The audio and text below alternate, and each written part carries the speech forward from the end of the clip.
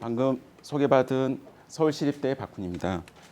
저한테는 약 40분 정도 시간이 주어져 있고요. 그 범위 안에서 중복 세무조사의 한계 부분을 중심으로 어떻게 하면 국세법을 바꿀지 그 부분을 말씀드리고자 합니다. 그래서 크게 5가지로 나눴습니다. 서론에 해당되는 부분과 결론에 해당되는 부분을 빼고 나면 두 번째 여기 현행제도. 현행제도는 우리나라 현행제도뿐만 아니라 이미 그 세무사 회장님께서 설명 주셨지만 독일, 일본뿐만 아니라 이제 미국의 경우 외국 제도도 같이 소개해 놨고요. 판례는 대원 판례를 중심으로 했습니다. 그래서 적법하다고 판단되는 4가지, 그 다음에 위법하다 판단하는 6가지, 10가지 정도 판례를 소개를 해서 아마 여기 많은 분들이 이제 세무사님들께서 많이 들으실 텐데 실제로 일선에서 진행하셨던 부분이 세무조사 자체가 또 하나의 그 처분성이 인정되는 그런 상황에서 물론 그 이후로 여러 가지 경쟁처분도 있긴 하겠지만 대법원에서는 어떤 입장을 가지고 있는지 보시면 의미가 있을까 생각이 듭니다. 이걸 토대로 이제 개정 방안을 제시를 했습니다. 그래서 이 부분은 좀 이제 토론자 두 분이 계시는데 의견이 좀 다를 수도 있을 것 같습니다. 그러나 대법원 판례를 바탕으로 해서 과연 법을 어떻게 바꿔야 될지 그 부분을 제시하려고 했습니다. 그러면 사실 취지는 이미 세무사 회장님께서 설명을 핵심사항을 말씀을 주셨습니다. 사회자께서도 말씀 주셨는데요. 지금 보시면 이 세무조사 금지와 허용 그 경계가 어디쯤에 와 있을까 그런 문제라 볼 수 있겠습니다. 그래서 조세 탄류가 있다면 어떻게 보면 국가의 과세 징수권 그 다음에 소득과 소비 재산이 있다면 실질과세 입장에 따를 때 세무조사가 전부든 일부가 이루어진다 하더라도 실질과세 원칙에 따라서 세금을 제대로 걷어야 되지 않냐라는 관점이 있는데 반해서 어떻게 보면 세무조사라는 것은 과세관청이 한다는 측면에서 행정조사의 큰 탈에 들어오기도 하지만 이게 형사처분과 비교를 해보면 국가의 중요한 작용이기 때문에 납세자의 기본권과도 굉장히 관련이 있을 수 있습니다. 그래서 납세자 보호의 관점에서 보면 좀 제한되지 않느냐. 그래서 긍정하는 입장과 문제를 제기하는 입장 두 가지 팽팽하게 맞서 있는데 제가 뒤에 소개나 하긴 하겠지만 이 부분을 학회에서 학술지로 발표했던 게 초안이 됐습니다. 그래서 저희 박사과정에 있는 학생, 거기에 또 이제 현직 검사거든요. 그래서 제가 주문을 세게 했습니다. 준비 같이 하면서 검사의 시각이 아니라 납세자, 그 다음에 세무사님들처럼 세무대리 입장에서 좀 접근을 해보자. 그런데 아마 그 문제를 제기하는 이 입장이 굉장히 강력했던 것 같습니다. 그래서 토론문 좀 보시면 너무 한쪽으로 치우쳤다라고 지적도 있는데 그래서 이 시각은 아무래도 납세자 보호를 한다면 법을 어떻게 바꿔야 되는가 초점이 있다는 것은 미리 고백을 좀 하고서 진행하겠습니다. 그래서 현행 규정은 국세유법 81조의 4로 규정이 되어 있고요.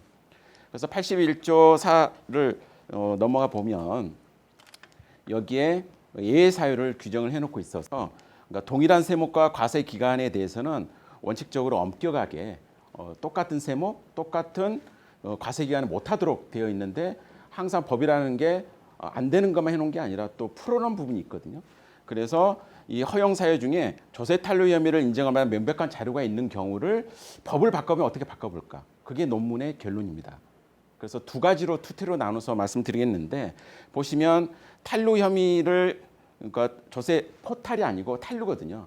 그래서 포탈로 보면 조세범 처벌법 우리 특가법이 또 적용돼 받긴 하지만 그와 다르게 또 탄류의 혐의란 점이 존재를 하고 이 명백한 그래서 명백한 부분의 경우에 있어서는 만일 그게 명백하지 않았다면 결국 세무조사라는 세무 공무원 입장에서는 조사 단계에서 과세를 적출했을 텐데 나중에 봤더니 갖고 있는 자료에서도 파악을 못할 수도 있고 여러 가지 수가 있는데 이 명백이란 말 자체가 실제 과세 현장에 가면 이것마저도 다툼이 있어서 저는 명백의 의미의 신규성, 새로운 자료라는 걸 좀 넣어봤습니다. 그래서 제가 이제 보시면 이 법령상 조세 탄류 혐의를 인정할 만한 명백한 자료 이게 국세유법 81조의 4의 2항의 1호 빨간색으로 쳐놓은 부분입니다. 근데 이제 이 발표에 대해 너무 기대감을 갖지 말라고 말씀드리고 싶은 것이 대법원 판례까지 갔다 그리고 벌을 바꿨다라 하는 거는 실제 현장에서 이 케이스에 어떤 변화가 있지 이 부분을 손에 잡을 정도로 구체화하는 데 좀 한계는 있다는 걸 말씀드립니다. 왜 그러냐면 대법원 판례까지 가서 대법관님들이 판단할 그런 사항 그리고 법령으로서 지금보다는 좀 구체성을 띠곤 하고 있지만 현장에서는 케이스 바이 케이스로 보셔야 되는 그런 한계는 있다는 걸 미리 좀 고백을 드리겠습니다. 다시 앞으로 돌아왔어요. 그래서 혐의를 인정할 만한 명백한 자료보다는 좀 더 명백한 근거를 제시할 겁니다.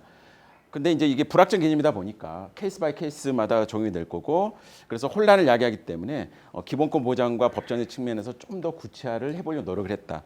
그래서 여러분들이 손준성, 박훈 이 논문을 통해서 2021년 4월에 발표를 했었고요. 그거를 보다 현재에 맞게 재구성을 했습니다.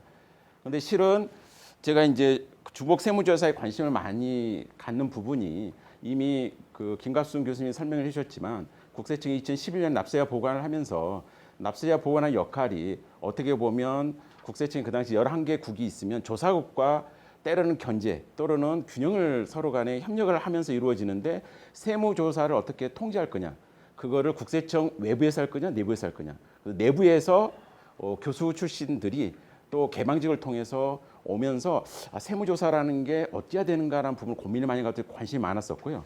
그래서 지금 이 부분은 판례와 법령을 가지고 접근을 한 거고, 4년 전에는 제 제자인 교수가 된 2명의 제자와 3인 공조로 판례 이외에도 심사나 심판예처럼 실제로 여기 계신 보시는 세무사님들이 자주 접하는 불복 단계 판례 이외에도 거기에 관한 부분은 탄로 이외에도 여러 가지 걸 분석을 해놨습니다. 4년 전에요.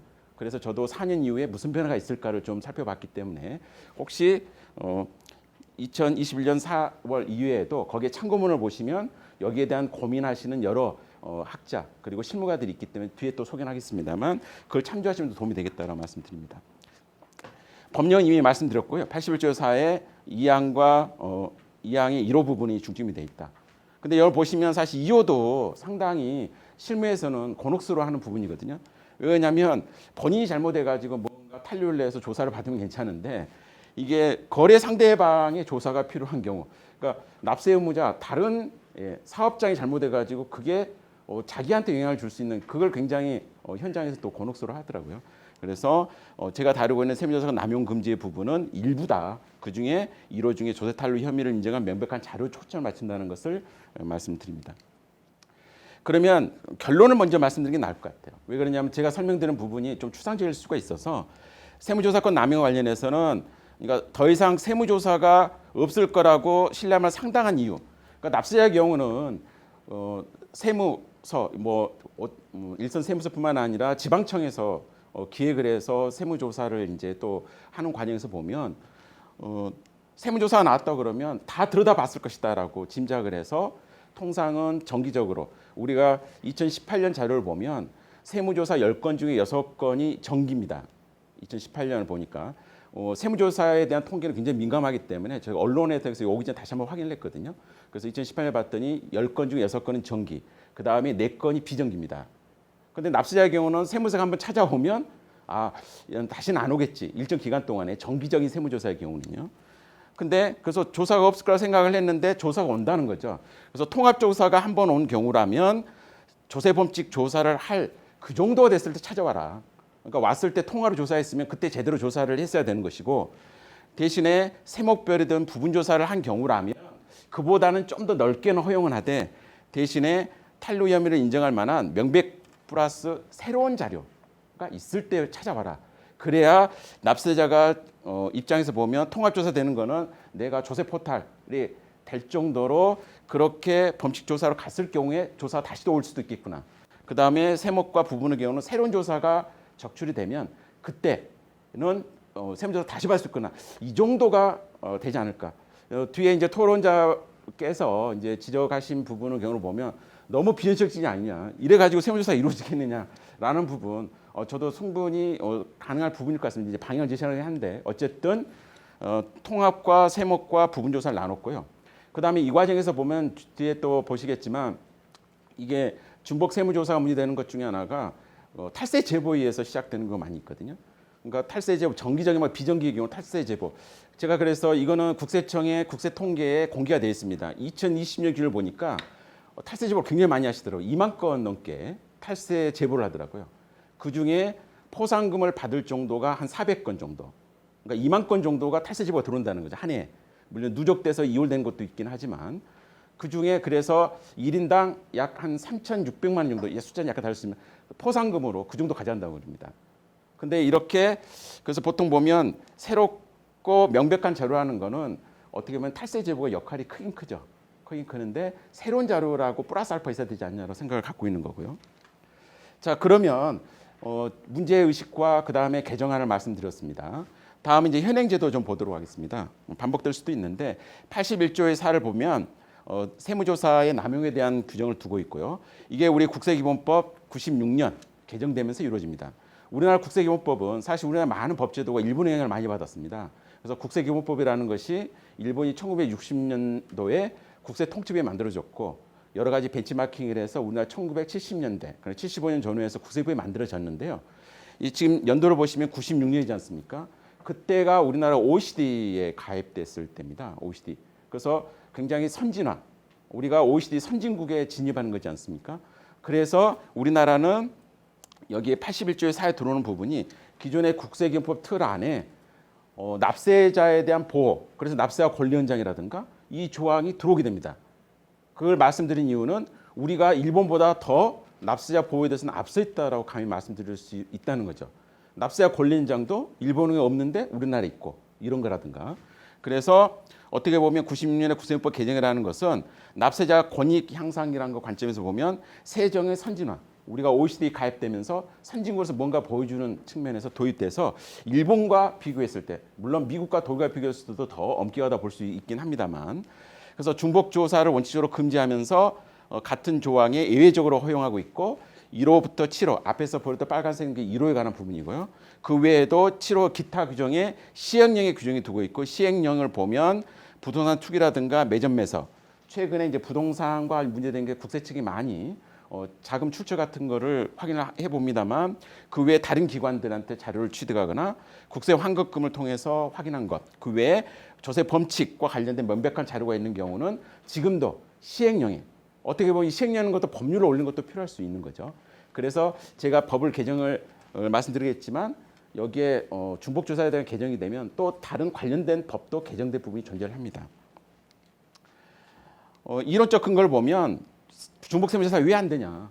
결국 헌법상의 재산권, 헌법 23조에서 말하는 납세자의 어떤 재산 관련해서 헌법에서 재산권을 보장하고 있는데 절대적인 보장이 아니고 여러 가지 국가의 37조 이로 넘어가는 기본권에 제한하는 여러 가지 이유가 있습니다만 어쨌든 그 외 15조 등의 직업선택 자유를 비롯해서 영업의 자유, 기본권의 차원에서 금지, 그 다음에 37조 이항에서 말하는 헌법에서 과잉, 목적이 정당하다 하더라도 수단이라든가 그 다음에 피해가 최소라든가 공익과 사익을 비교해서 세무조사를 통해서 세수를 확보하고 또 다른 소득과 소비 재산 비슷한 사람과의 과세 차이가 나지 않는다는 말도 할 수 있지만 결국 너무 과잉이라는 것도 통제가 받을 수 있습니다. 그 외에 행정법상 신뢰보, 납세자가 이제는 세무조사 안 오겠지 했는데 그걸 흔드는 것도 이거를 금지하는 하나의 근거가 될 수 있고 대신에 허용에 대한 부분도 존재를 하는데 이게 헌법상 평등, 똑같은 소득인데 과세관청이 놓쳐가지고 과세를 못한다? 이거는 또 다른 불평등을 가져온다는 측면에서 보면 중복조사를 해서라도 제대로 파악하는 것도 필요하긴 하죠. 그 다음에 이게 이제 평등 원칙 관련된 실질과세, 담세를 했다는 과세 측면에서도 더더욱은 그렇고요. 그 다음에 국가의 어떤 징수권도 확보가 돼야 되죠. 그러니까 우리가 세무조사의 기법이 발달돼가지고 세무조사가 가기만 하면 숨겨놓은 걸 다 찾을 수 있다. 한 번에 가가지고. 그렇다면 다시는 찾지 못하도록 해야 되는데 이게 세무조사가 이게 첨단화되면 이런 문제가 고민할 필요가 없는데 한 번 가서 제대로 못 찾는 경우가 발생을 할 수 있다는 거죠. 그래서 어떻게 보면 징수권의 보호 결국 아직까지 굉장히 100% 가기만 하면 적출할 수 있는 상황이 아닌 부분에 있어서 세무조사를 일부 허용해야 될 부분도 근거가 존재한다는 겁니다. 그래서 이미 선의 연구를 보면 이 탈루 혐의와 관련해서는 신규찬 변호사님, 그다음에 대법원 재판연구관 있을 때 이제 여러 가지 감사 과정의 질문 조사와 중복 세무조사 관련해서 2015년에 탈루 혐의에 대한 연구를 또 했었고요. 그다음에 박찬욱 여기 이제 석사 논문이라면 조세 탈루 혐의와 관련해서도 나름대로 저와 같은 문제의식, 이게 조세 탈루 혐의뿐만 아니라 명백히라고 그러는데 대체 좀 더 구체적으로 법령화할 수는 없을까 이런 고민들이 2017년 등에도 존재를 했다는 겁니다. 또 그 연대 이준교 교수님 같은 경우에 있어서도 2017년에 그러니까 예외 사유로서 이 객관적 자료 그다음에 정규와 비정규에 관한 부분도 연구를 했습니다. 그래서 똑같은 고민에서 각자 조금이라도 추가적인 뭔가 요건을 만들기 위한 노력을 했었고요. 근데 어쨌든 그럼에도 불구하고 여기서 뭐 객관적 자료를 덧붙이는 의견도 있고 조세 탄료 경우에도 상당한 개연성이 하는데 여러분 딱 보시더라도 이것만 봐가지고 중복조사 된다는 건지 안 되는 건지 알기 어렵지 않습니까? 그래서 이 허용이 된지 여부에 관련해서 법적 안전성, 신뢰보호, 형평성 측면에서 여전히 해결돼야 하는 부분이 존재를 한다라고 말씀드릴 수 있겠습니다. 그래서 미국의 경우를 보면 이제 어떤 우리가 문제 의식을 할 때 문제를 갖고 있으면 우리나라 내에서 연구자들, 실무가를 포함한 연구자들 보고서 답이 안 나오면 외국은 어떤가 좀 들여다보게 되거든요. 토론자 중에 한 분께서 외국의 그 법령이라든가 해석 부분은 또 추가적으로 또 저보다 좀 더 자세히 또 설명을 리서치를 추가적으로 해주셨더라고요. 그때 또 그 자료를 보면 될 것 같은데 일단 저는 미국 연방세법을 보면 세무조사 제한에 관한 규정을 보면 납세 의무자에 대해서 불필요한 세무조사 못하도록 그래서 회계장부의 조사는 납세 의무자가 요구하고 있거나 납세 의무자가 조사를 해달라라든가 세무관서장이 조사 후에 서면 후 추가 조사의 필요성을 통제한 경우라면 가능하지만 그렇지 않다면 일회 조사에 그쳐야 된다. 과세연도. 그렇게 해서 나름대로 한계를 두고 있다는 겁니다. 근데 이제 이런 부분이 조심스러워요. 왜 그러냐면 사실 제가 이제 발표 소대에 말씀드렸지만 2011년도 납세자 보관을 하면서 납세자 역할이 세무조사 기간 연장 같은 경우를 최종적으로 절차에 따라서 허락을 해주거든요. 그래서 이제 저는 이제 교수로 있다가 가다 보니까 어떻게 이제 투태를 마련했냐면 납세자가 요청을 하면 연장을 쉬해주고 과세관청이 가져오면 엄격해서 잘 안 해준다라고 몇 달을 운영을 해봤거든요. 그랬더니 이제 보고가 오르더라고요. 민원이 더 커진다 문제가. 지금 2010년 10년이 지났기 때문에 지금은 아닐 거라 생각이 돼요. 그래서 제가 자신 있게 말씀드리는 거예요. 무슨 일이냐 물어봤더니 그거를 이제 일선에서 파악을 하고서 자꾸 납세 의무자마다 연장 신청을 하라는 거예요. 그러니까 원래는 납세 의무자가 오죽하면 세무조사를 연장해달라고 하냐. 나는 다 밝히고 싶다 이런 했는데 그래서 세무조사는 야 이게 이론만 갖고는 안 되구나. 그래서 이것도 미국 같은 경우는 납세 의무자 요구지만 현장에서 어떻게 받아들일 준비가 되는 것도 굉장히 중요하다는 겁니다. 제가 말씀대로 좋은 취지로 했지만 10년 전에는 납세자는 싫은데 여러 가지 이유 때문에 강제로 해야 돼서 더 문제가 되는. 그래서 다시 바꿨어요. 그래서 일단은 누가 신청하는지를 차별두지 않겠다. 이거 다시 바꾸긴 했는데요. 그래서 미국 사례를 보니까 그때가 생각나네요. 그 다음에 이제 여러 가지 연방세와 관련된 여러 절차 규정을 보게 되면 납세 의무자 세목 관계없이 모든 세무조사, 회계장부조사, 중복세무조사 적용 대상을 규정해놓고 있는데 허용되는 경우가 사기, 부정행위, 공모, 은폐, 중요한 사실에 대한 허위 진술, 그 다음에 종결됐지만 실질적인 오류가 명백하게 확인되는 경우, 셋째의 경우에는 제소하지 않으면 행정사의 공백이 심각하게 처리되는 경우, 이런 경우 등을 규정해놓고 있다는 겁니다. 그래서 어떻게 보면 납세 의무자가 저는 기본 아까 말씀드린 대로 납세 의무자 자기가 실수한 것도 아닌데 그러면 어떻게 보면 소득 소비 재산의 담세에 따라서 과세의 입장에서 세수 확보 내지는 조세 공평의 측면에서 온다 하더라도 납세자가 본인이 이처럼 사기나 부정행위를 통해 숨겨놓은 게 아니라면 과세관청이 조사를 좀 제재를 해야 되는 쪽, 그러니까 세무조사의 범위를 좁히는 쪽으로 이야기를 하고 있는데 여기에 대한 생각이 좀 다를 수도 있을 것 같아요. 저는 기본적으로 어떻게 보면 납세 의무자에 문제가 있을 때만 작동을 좀 시키는 쪽으로 이제 주장을 했는데요. 그러면 독일의 경우는 어떻게 되느냐? 독일을 보게 되면 뭐 조사가 개별적이다, 외부다 조사 원칙이 되어 있는데 개별적 조사는 뭐 신고를 확인하는 경우라면 외부 조사는 사업장 조사라고 그래서 좀 더 강도 높게 들여다보게 되어 있습니다. 그러다 보니까 조세기본법 아우라고 불리는 걸 보면 외부 조사 이렇게 좀 더 자세히 들여다보는 사업장 조사라도 불리는 거를 보면 원칙적으로 재조사 못 하는데 조세 포탈, 중과실 위에서 조세 포탈이 있을 때는 재조사 가능한 걸로. 그래서 거기도 재조사는 가능하지만 좀 제한을 걸어놓고 볼 수 있겠습니다. 그 다음에 일본의 경우를 보면 일본의 경우는 2011년 가서야 우리는 벌써 96년에 여기와 관련된 통제 장치를 두고 있지 않습니까? 일본 한참 뒤인데 그래서 조사를 보면 선행 조사가 시조사 아닌 경우에는 후행 조사는 중복 조사로 금지하지 않고 있고 나중에 들여다보면요 또 무슨 했냐면 이게 세무조사 아니냐가 또 논란이 될 수가 있습니다. 그러니까 한 번과 두 번이 안 된다는 걸 지금 이야기하고 있잖아요. 그러니까 카운트에 안 들어가기 위해서 이거는 세무조사가 아니다. 납세자의 경우는 세무서에서 전화만 와도 세무조사로 느끼는 경우가 많이 있거든요. 그래서 또 다른 연구는 이게 세무조사인지 아닌지 이것도 연구가 되는 부분도 있는데 제가 하는 부분은 세무조사의 틀에 왔을 때 한 번과 두 번의 관계를 말씀드리는 거고요. 여기서는 그러한 실질조사 아닌 경우는 중복 세무조사 대상이 일단 아닐 거고 실질 조사라고 그러면 새롭게 신규성을 이야기를 하고 있더라. 그래서 일본 통치법상은 신규성을 이야기하고 있어서 이게 좀 우리나라 제도 도입하는데 좀 도움이 되지 않을까 이야기를 했고요. 그래서 각 나라를 비교를 하면 미국 같은 경우는 사기, 부정행위 등 독일의 경우 조세포나 중과실. 그래서 납세무자가 뭔가 잘못한 것들이 있을 경우에 작동하는 거 아니냐라고 해서 중복세무자 허용 요건은 우리나라보다 이 부분은 좀 엄격하다라고 보이는데 이걸 또 어떻게 해석하냐에 좀 다를 것 같습니다. 전반적으로 우리나라가 세무조사의 통제 장치를 전에는 훈령 자체, 세무조사의 훈령 자체도 공개를 안 했었거든요.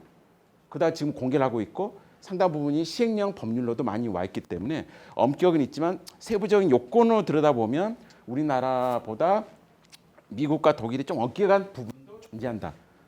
그다음에 일본의 경우는 신규성 부분이 좀 참여할 부분이 있지 않을까 생각이 듭니다. 이제 판례 부분입니다. 판례 부분을 보면 첫 번째 2010년을 보면 1차 그래서 탈세 의심 기간 중 대표이사를 쓴 사람이 그 구체적인 증거자료 탈세 제보를 받았어요. 그 제보 내용의 경우에는 세금 계산서 수치 허위 같은 게 기재가 돼 있어서 그래서 제보로 과세 자료에 세금 계산 허위인 걸 밝혀져서 세무조사를 1차 이후에 2차를 법원에서 허용한 케이스입니다. 두 번째 2012년 판결을 보면 이거는 소외 회사의 대표이사가 가공거래라고 진술을 했고요. 조사장에서 회사도 이를 인정했습니다. 그래서 이걸 근거로 2차 부분은 오케이 해도 된다라고 대원 판례까지 갔던 부분이고요. 다음은 세 번째의 경우는 2012년 판결인데요. 1차 그러니까 법인을 비롯한 여러 세목에 대해 통합조사를 했습니다. 통합조사 교환사채 인수 경위를 조사를 했는데 이 관련해서는 별도 조치 안 하고 세액 결정을 했는데요. 그다음에 2차 세무조사를 하면서 인수행위에 관련해서 조율의 자금 대위 행위가 문제가 된 케이스입니다. 그때 원심의 경우는 중복 세무조사라고 봤고요. 대법원은 이거를 뒤집었습니다.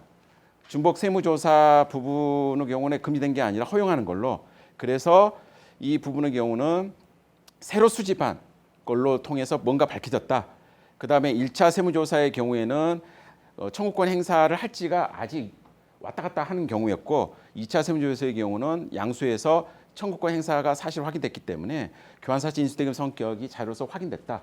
그래서 원심과 대법원이 입장을 또 바꾼 그런 케이스인데 이 경우는 허용된 케이스입니다. 네 번째 2015년 경우입니다. 이것도 1차, 2차로 나눠졌고요. 보시면 맞지만 업무부관 가지권 관련해서 1, 2차 경우에 있어서는 이거는 좀 자세히 볼 필요는 있긴 합니다. 뭐냐면 이걸 보시면 그 1차 세무조사 시 조사 항목을 제외한 나머지 항목들에 대해 그 3년도에 대한 세무조사 하는 것 자체가 국세경영부사 금지되는 제조사가 아니라고 판시를 하고 있습니다. 그래서 지금 여러 가지 일리 근거를 두고 있는데 그다음에 1차와 2차의 경우에 여러 가지 3년도도 겹친 부분도 있긴 한데 여기서는 2차 세무조사 하는 부분에 그 타당성을 인정한 케이스 부분이라고 볼 수 있겠습니다. 다음에 위법하다고 판결한 부분인데요. 이게 좀 관심 있으실 거예요. 왜 그러냐면 이게 위법하다고 그러면 세무일선에서 데모가 하지 않더라도 세무조사 단계에서 주장하실 수 있지 않겠습니까? 그래서 1차 세무조사를 했는데 여러 가지 임대 수입 누락이나 매입세 불공제 대해서 2차 조사를 한 다음에 부가세를 증액했는데 여기는 사실관계가 좀 불분명하게 돼 있긴 합니다만 부가시세 경영 청구 관련해서 임대 수입 누락 관련해서 재조사 못하도록 한 케이스고요. 2011년을 보면 부동산 신축과 관련해서 2002년과 2004년 나중에 그 2차 개인 통합 세무조사를 했는데 이 경우에 1차 세무조사에서 획득한 자료만으로 재조사를 한 것은 위법하다. 왜 그러냐면 새로운 신규성 부분의 개념이 좀 들어가 있지 않느냐. 1차에서 이게 파악한 거 가지고 뭘 가지고 또 조사를 하느냐. 그래서 위법하다고 판결을 했고요. 다음에 이제 세 번째 2011년 판결을 보면 이 경우는 1차로 법인 제세를 조사를 했고 2차로 법인 제세인데 이거는 2002년과 2003년에 했습니다. 그래서 원심의 경우는 적부하다봤는데 대법원이 뒤집어서 이건 위법하다. 그래서 1차 조사에서 상가 분양의 조사가 이루어졌다. 그다음에 탈세 제보는 조사 대상자가 아니라 다른 조사 대상자인 분양 대사에서 했다. 그다음에 출처가 객관적인 근거를 확인할 수 없다. 제보가 진실과 뒷받침 안 됐기 때문에 이 2차 조사는 위법하다라고 판단한 케이스입니다. 2015년의 경우는 뭐 1차, 2차의 경우도 위법하다라고 판단을 했고요. 그 다음에 2015년을 보면 이것도 1차, 2차 경우인데 1차 세무조사에서 현대우주항공 주식 변동 내역 부분이 제외되어 있었다 하더라도 그래서 어느 부분을 뺐다 하더라도 그게 2차가 적법하다고 인정을 하지 않는다라고 판단한 겁니다. 이 부분이 최근 판례, 2018년 판례인데요. 여기는 원심의 경우는 적법하다 판단했지만 대법원은 유보하다 봤습니다. 근데 이 대법원의 경우를 보면 최근에 그 대법원이 굉장히 엄격하게 세무조사를 통제하고 있거든요.